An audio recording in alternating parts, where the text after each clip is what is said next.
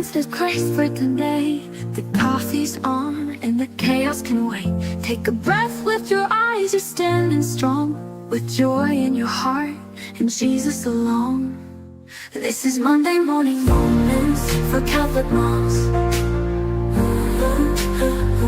This is Monday morning moments for Catholic moms. Wake up, mama, there's grace for today. The coffee's on and the chaos can't wait. Take a breath, lift your eyes, you're standing strong, with joy in your heart and Jesus alone. This is Monday morning moments for Catholic moms.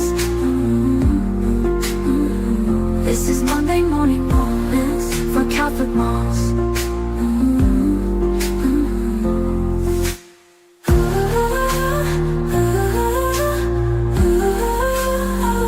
This is Monday morning moments for Catholic moms.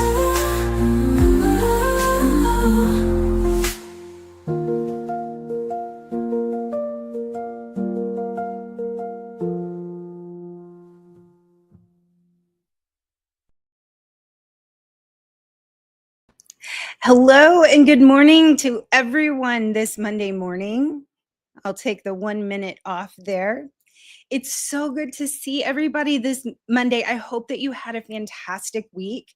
If you are like us, school has started today, so I hope that you have gotten those kiddos out and maybe even had a time to start a load of laundry or dishes. And if it's taking a while to get those kids out the door on the first day and you're watching us later, I want to welcome you to the replay crew. We are so glad that you are here, whether you join us live or on the replay.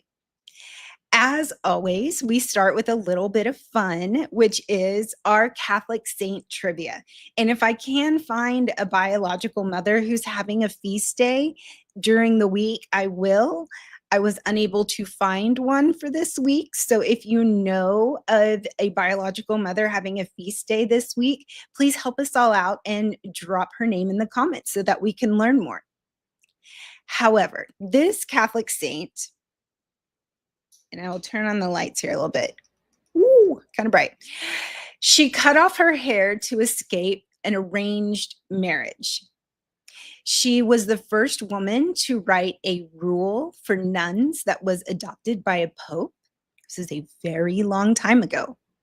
She was best friends with a saint who preached to animals. That probably gives it away. She held up the Blessed Sacrament to stop an army attack and is the patroness of television because of a miraculous spiritual live stream. I'll let you find out about that story on your own. Go search it out. It's really interesting. Do we know? This is absolutely one of my favorites, Saint Clare of Assisi. And her feast day is today, August the 11th. She is the patroness of television, eye disease, goldsmiths, embroiderers, needleworkers, those living in poverty and contemplative life. So this is Monday Morning Moments for Catholic Moms on August the 11th. And our theme is treasure in the waiting, staying faithful when reward is delayed.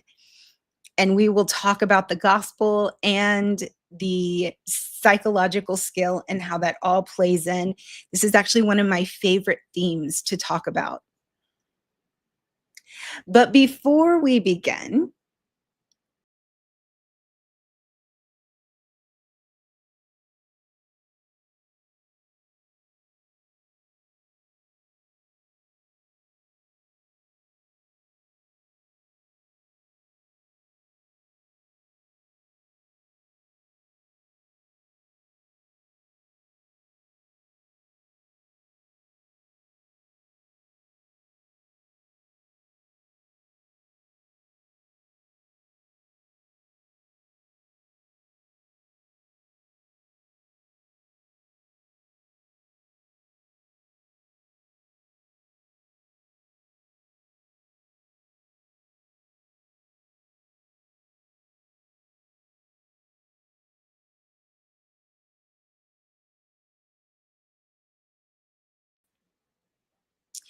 Much like last week, there were a few options for the second readings and the Gospels. So, depending on where you went to Mass, you may have heard a slightly different or smaller condensed version of some of the readings.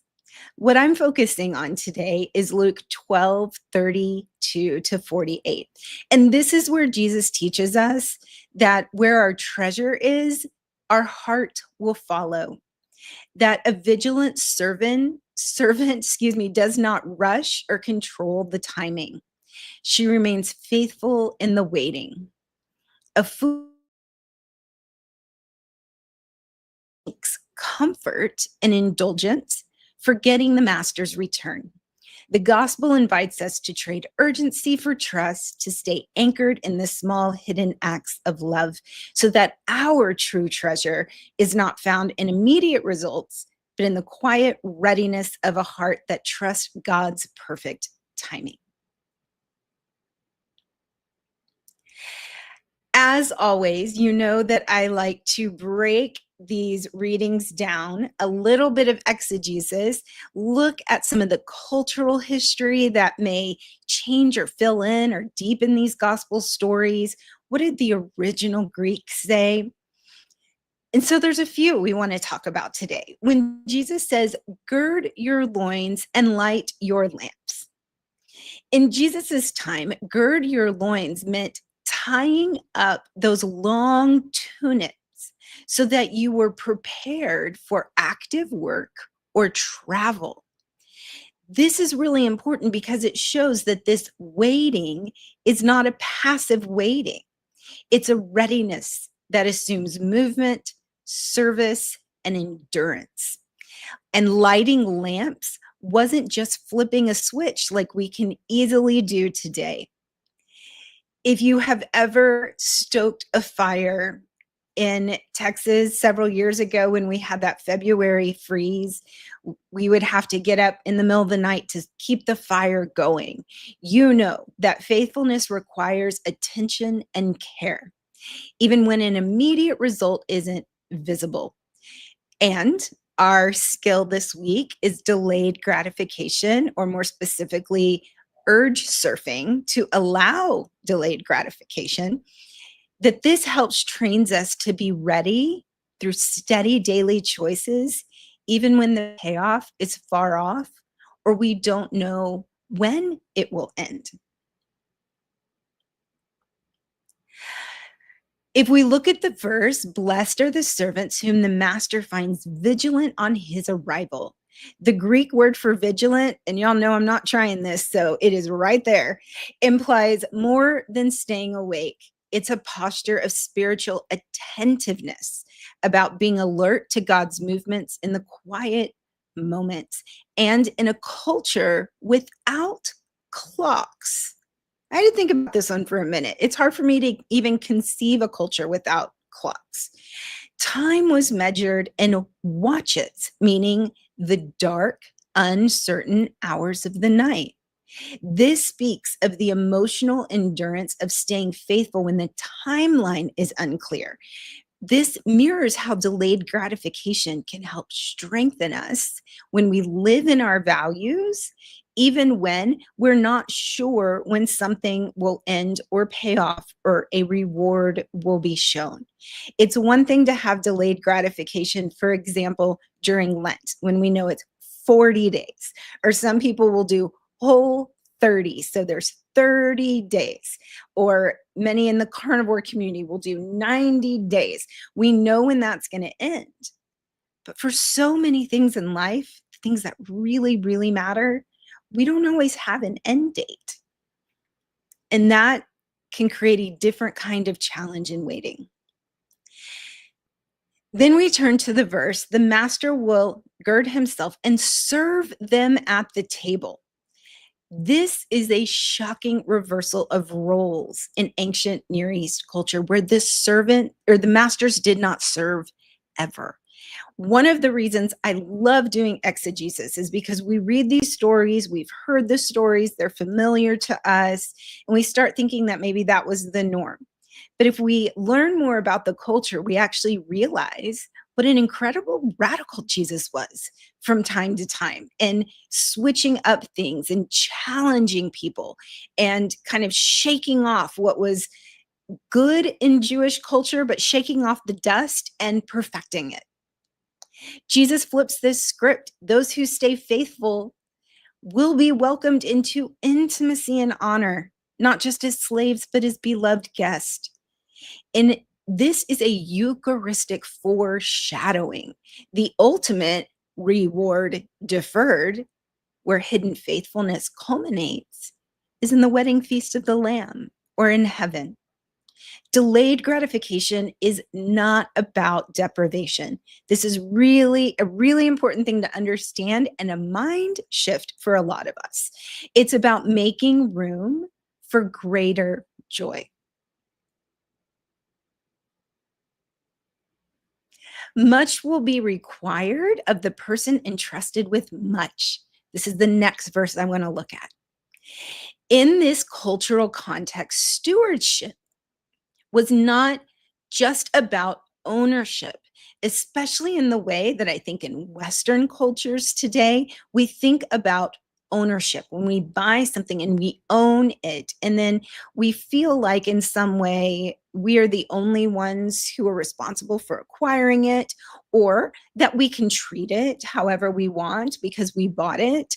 I've always believed that even if you buy something, it's still not good to destroy it for the purpose of destroying, because that says something about our relationship to the created world. This was about a trust, and Jesus redefines greatness as responsibility, not entitlement, that there's a stewardship. This isn't a warning about looming punishment. It's a call to grow in interior maturity, to be women who lead ourselves well. Take a moment and remember and pin that word lead. We will talk about that soon when we talk about internal family systems, self-leadership, but women who can lead ourselves well, even when no one's watching. I also call that integrity, doing what's right, doing what makes us proud of ourselves, not proud in a sinful way, but in a self-ownership way. Psychologically, this is the foundation of self-regulation, choosing what's right because it aligns with who you are. And we all know that whenever we aren't feeling right with where we are, when our actions don't align with our values, something's off. We can be cranky. Things are a little off center. We can be more easily angered or frustrated. And in a sense, that's good because it means your conscience is intact. But all of us who've been Catholic for more than like 5 minutes understand that when those things happen, that's when we know we need to head to confession and everything resets. And we feel so much more regulated in our nervous system, and we're able to make better choices. So that's one of the benefits of confession. Actually, if you'd like to know more about the neurobiology, the neurochemistry of what happens in confession and absolution, I did a video on that early on, and I will make sure that I put that in a link. So if you haven't seen it yet, check it out. How does this apply to Catholic mothers? Well, the truth is we all have treasure maps. We have treasure maps in our minds, our goals, plans, checklist, things we think will lead us to peace. If I just finish this, then this will lead us to peace. I certainly understand how difficult it is to be in the middle of, for example, putting dishes in the dishwasher and you get stopped and you just want to finish, because there is an element that we do get a little bit of serotonin whenever we complete a task. But I think the piece we're probably looking for with many of our to-do list is something much more deep. As Catholic mothers, we often feel the invisible weight of keeping everything on track. Schedules, emotions, spiritual formation, endless to-dos. Meal planning is one I was thinking about yesterday. Jesus isn't asking us to stop caring, though. He's inviting us to trust that true treasure isn't in finishing faster, but in faithful presence. So delayed gratification reminds us that we don't need to feel accomplished to have true spiritual peace, because there will be times where that accomplishment doesn't have a known timeline, or that timeline isn't going to happen on our watch. We may not even know when that ends, or if it ends on this side of heaven. It helps us pause when that spiral starts. I should be getting more done. Why isn't this working yet? I'm falling behind. These thoughts aren't commands. Remember how we talked about thought diffusion and how we can recognize unhealthy thoughts like these and watch them pass in the window like clouds, like weather. So being ready with your lamp lit as Catholic mothers might look like choosing to be patient when you want to correct harshly. And again, I'm not saying not to correct at all, but to do it with a different tone. Staying present in a task that feels unnoticed. Pausing to pray before jumping into problem solving. There's a couple other ideas there, but if you or your group comes up with any ideas for what being ready with your lamp lit looks like as Catholic moms, spiritual mothers, and grandmas, go ahead and put that in the comments, because we're here forming a beautiful community and we want to help one another. So now we move on to our skill, which is delayed gratification, choosing the long-term treasure over short-term relief. And yes, it's true that this requires an incredible amount of executive function. So if you're someone who struggles with ADHD or neurodiversity, this will be more of a challenge for you. So it's important that you understand that, so you have self-compassion with yourself, but also not to give up on it as an adventure, as a mission, because it's always something that we can grow. When the urge to react rises up in you, you don't have to obey it. You can pause and breathe. And this is where choice lies, where we can choose virtue in that space, even when immediate results feel out of reach. So from a psychological point of view, what is delayed gratification? It is a self-regulation skill that strengthens your ability to choose long-term values over momentary comfort or venting. If you've never thought about delayed gratification as being linked with self-regulation or nervous system regulation, then I'd like to pause and challenge you, because many times when we attempt a task that requires delayed gratification and then fall short, for example, if you've ever tried to break up with sugar or carbs and you go back to it, usually at that time, it's not because you have failed. You are weak. You are a bad person. I work with so many clients who are on health journeys.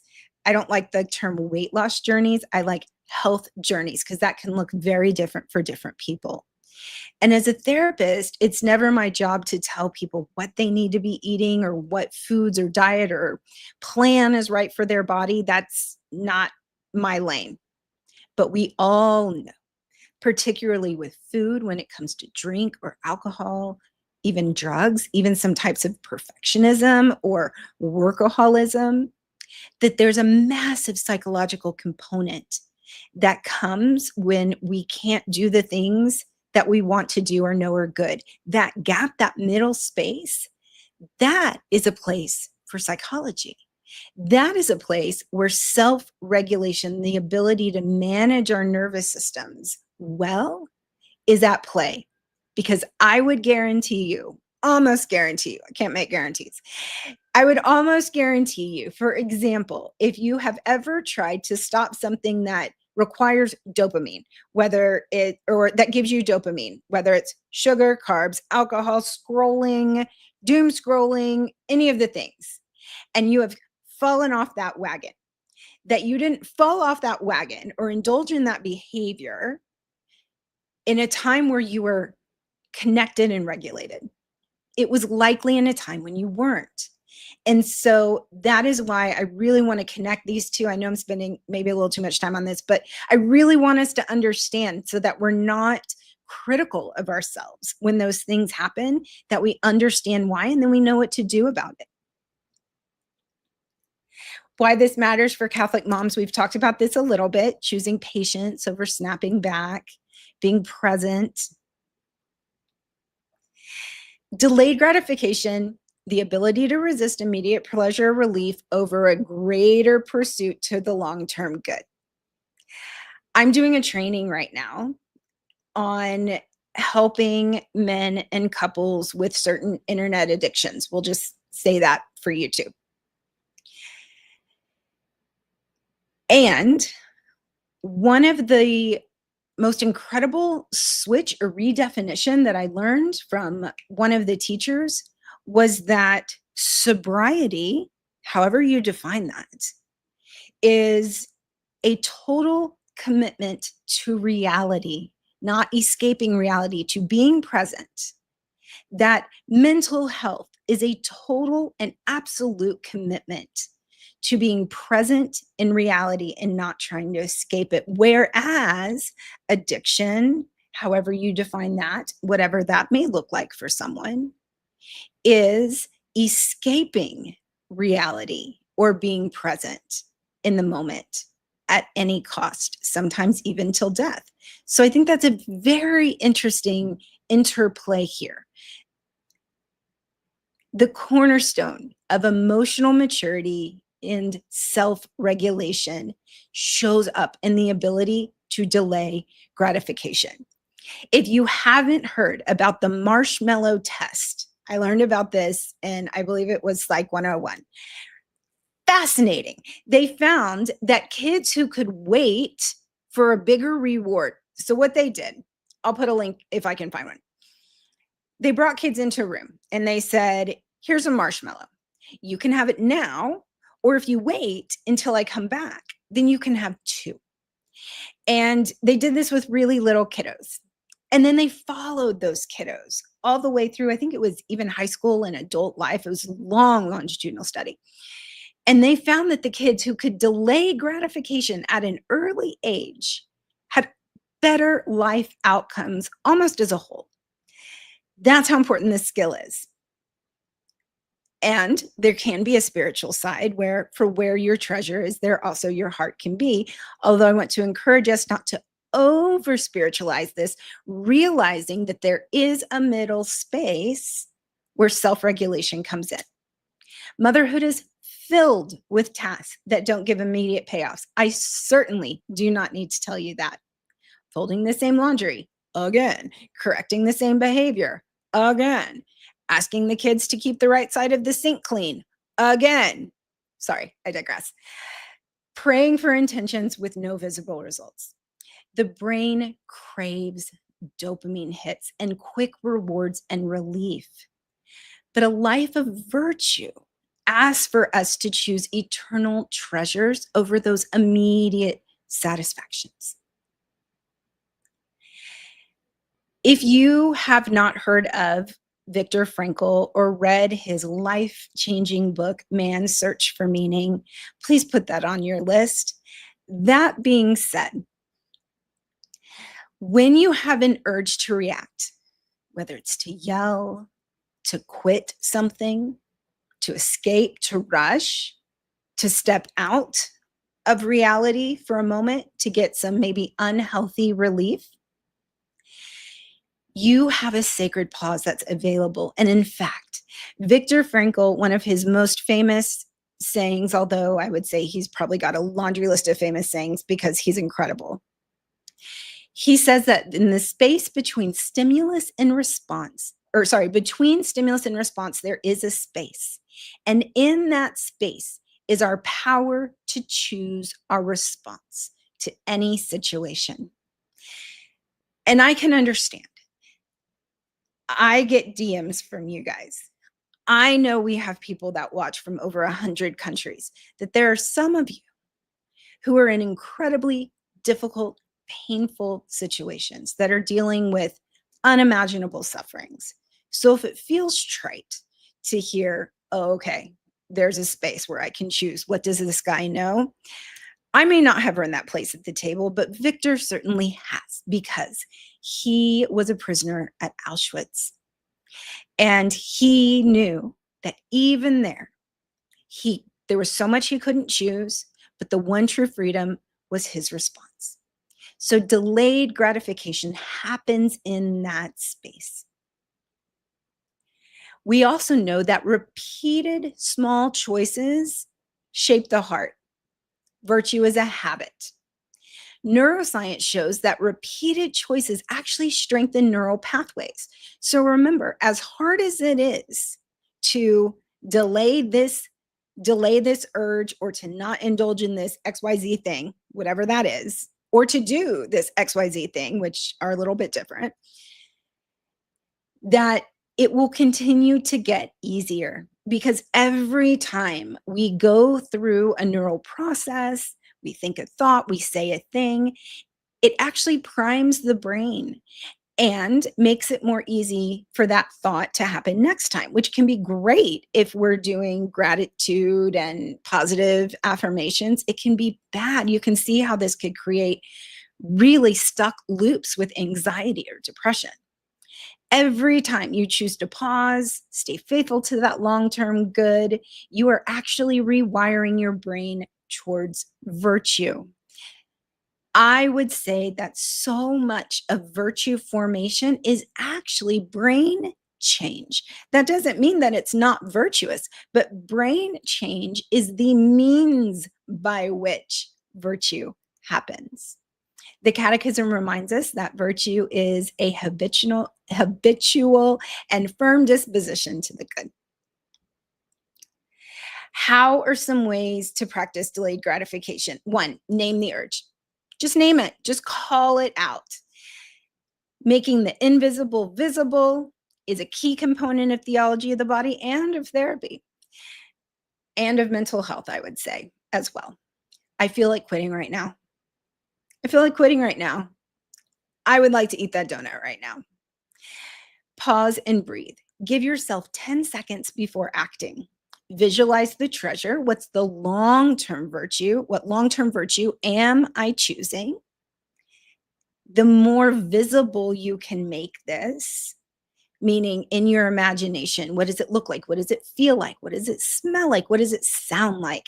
Can you feel yourself in that place? That helps make it this invisible concept of success, whatever that means, and the future. And when you make it more visible using imagination, it helps for it to be more real and alive. And then offering it up in the correct way of offering it up, which means choosing consciously to turn the discomfort into a prayerful offering. You could also say, give meaning to that struggle. And then small rewards later. Plan a healthy reward after perseverance, like prayer time, quiet coffee, etc. If you are also someone who, for mental or physical health reasons, is avoiding sugar or carbs, I suggest writing an entire list of things that you find sweet. Not food, but experiences or things you find sweet, and have those ready, at the ready, so that you can use them when you want to go that direction. I want to teach you, though, a very specific skill that a lot of people, if you've ever gone through addiction treatment, or sometimes 12 steps will talk about this, but we all experience urges. And if you remember a few Monday mornings ago, we talked about we have an emotion, and each emotion has an action urge with it, because emotions give us information about the environment and give us energy to act. Delaying gratification sounds like a great idea. But how do we put the rubber to the road? And you know that here, the Catholic Counseling Institute, we want to give you real tools for real life. So urge surfing is that tool. Urge surfing is a mindfulness skill, properly understood mindfulness, that helps you ride out the wave of strong emotion or impulse without acting on them. Instead of fighting the urge, which some people call white knuckling, I don't prefer the term, but in AA, they talk about, what is it, like white knuckling sobriety? Yeah, that basically someone has stayed sober, but they haven't done the work. So it's this constant fight and struggle. They're just kind of holding their breath through it. You picture it like a wave, cresting, crashing, and falling. Steps to surf this urge wave. Notice the urge. I feel the urge to yell, to escape, to fix something right now, to overperform in a relationship. Name the wave. This is frustration and it is rising. And then we breathe and balance. Remember that, much like surfers, one of the most powerful tools we have to balance our nervous system is the tool or gift, I would say, of our breath. Stay present.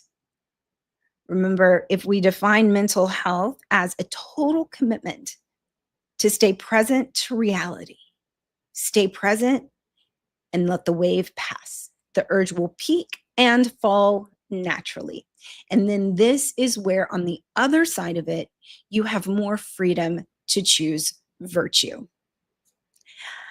I think this is really important information because when we are in the middle of an urge wave, it can feel like forever. It can feel like forever. If I do not eat this donut now, I'm going to carry that with me forever. But the truth is that most emotional urges, like the urge to yell or to grab for control, peak and pass within 90 seconds if you don't fuel them, which means you aren't aligning with that urge and giving yourself all the reasons why it's a good idea to act out on it. So here's the pattern. 0 to 30 seconds, the urge will rise. That is the worst of it.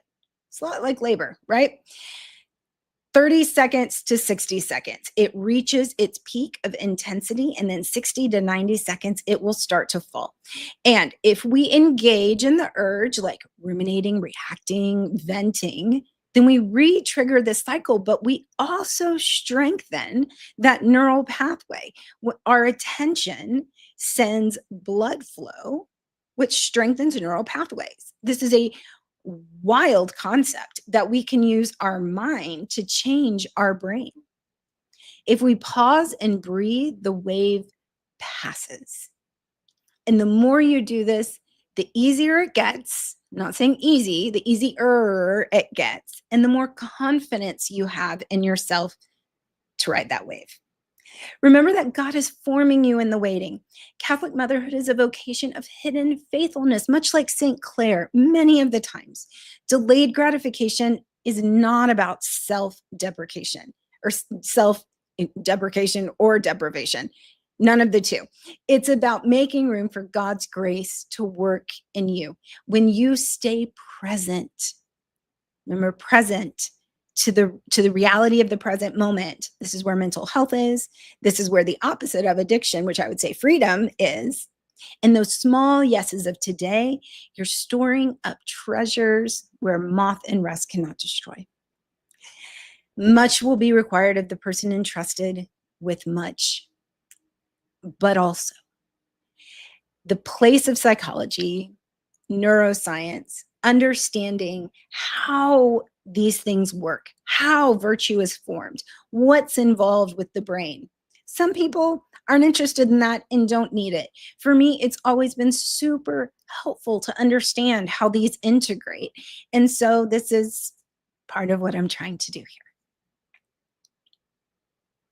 Remember that you can get your handouts with the link in the description or the QR code. This is the incorrect one for this week. Oh, well, then let's just talk about the recipe since I clicked on that first. Cheesy zucchini fritters. Easy, low carb, low inflammation, kid friendly. Remember that I used to just provide a handout with the information about the skill, which would be this, and that is there. By popular request, which is why it's so important you're communicating with me. You guys know where to find me. Drop a note in the comments. There's a place that you can text. You can email me, Amber@Catholic Institute. This is where I know what's working for you, what you need more of, and what you don't like. By popular request, we now have several other worksheets just to help you instill this skill and work with it a little more. Remember, none of it is homework. You do not turn this in at all. This is just for you, should it help.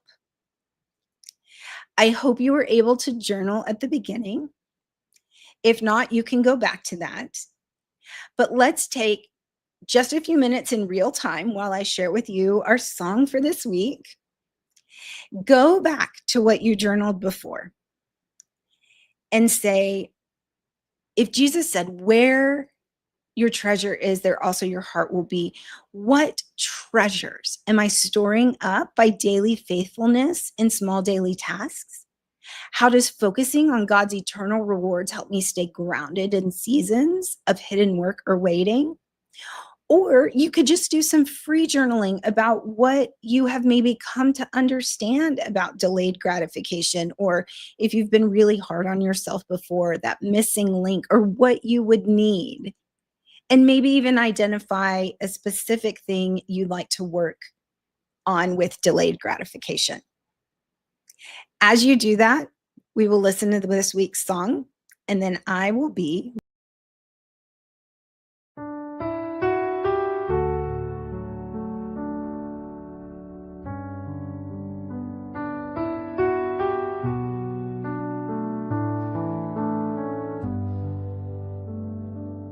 in the quiet, you are near.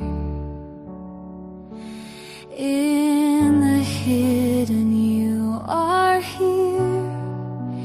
Every breath, a gift of grace. Every step, I see your face.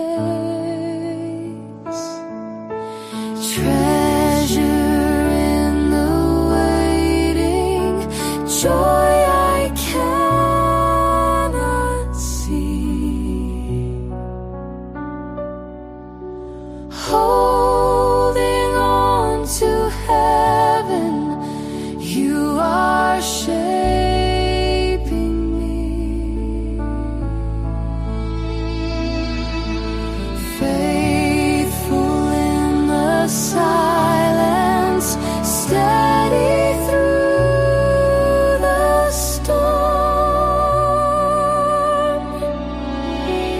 Jesus, in your timing, all will be restored.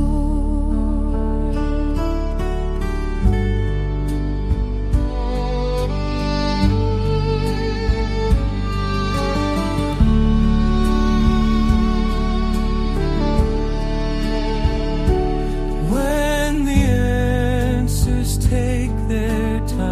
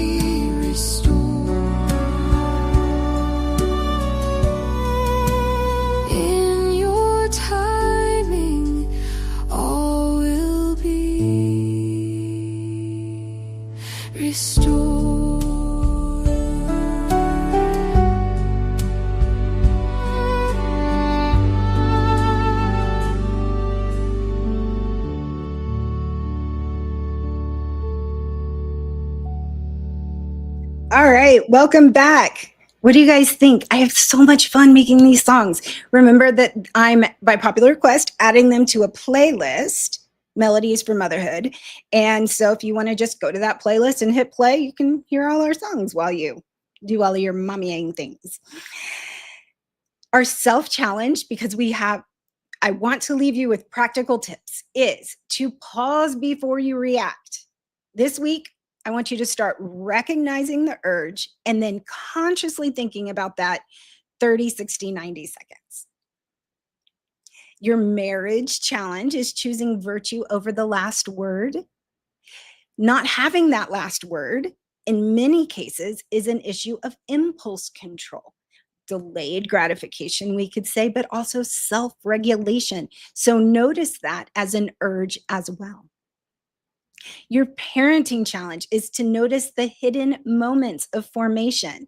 In this week, be intentional about staying present in a task or correction that feels tedious or unnoticed, and resist the urge to rush for results. Here's your seasonal heads up. It's back to school time. You all know that. Feast of St. Clair is today. The Assumption of Mary, August 15th.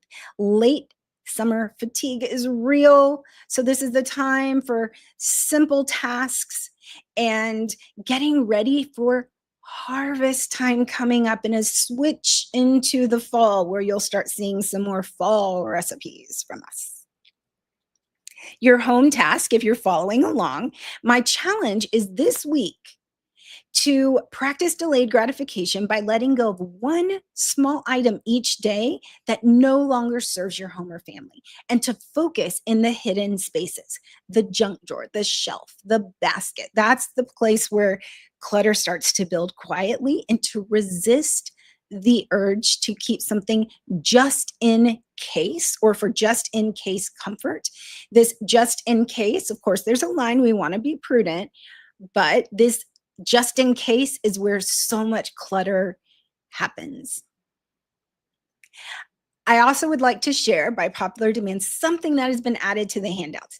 Now, if you are out there and you are joining us live and you're in your home or in your car, or taking your walk with your earbuds, and you're just one person, I want you to know that you are always welcome here. You are the primary group that I started creating these Monday mornings for.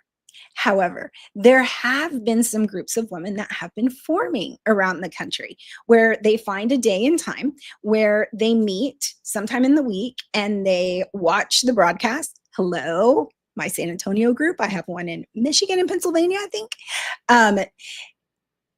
And so for those groups, I am going to start providing some discussion questions if you like them.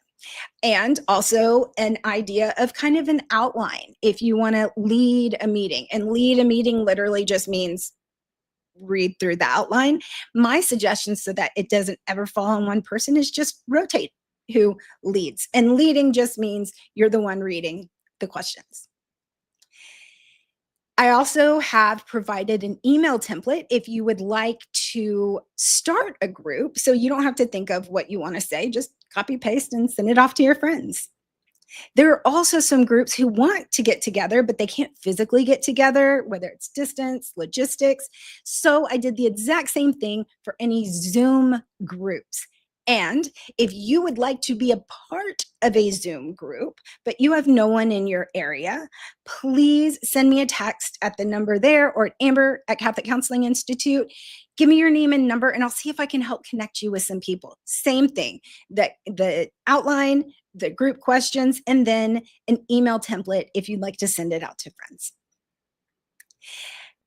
Final reminder, if you would like to just get these every single week in your inbox, so you don't have to put in your email each time, there's a link in the description and a QR code there so that you can do that if you just want to once and done and never have to worry about it again.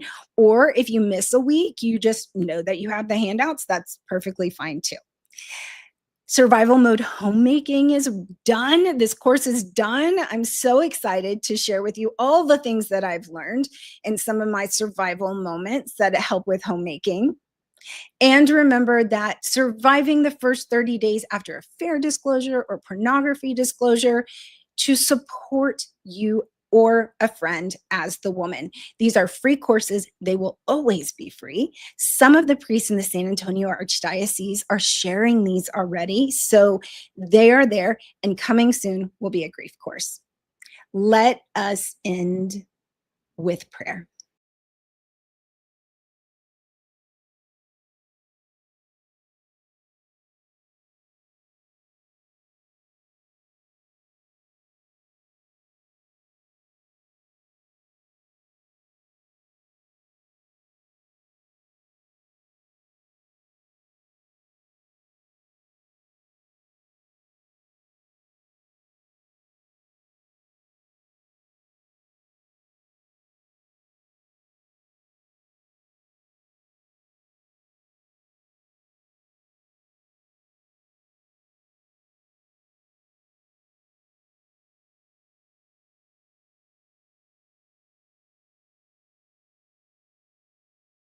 The Holy Spirit, thank you so very much for spending part of your Monday morning with me, with all of us. We got up to 6 live viewers. It's amazing.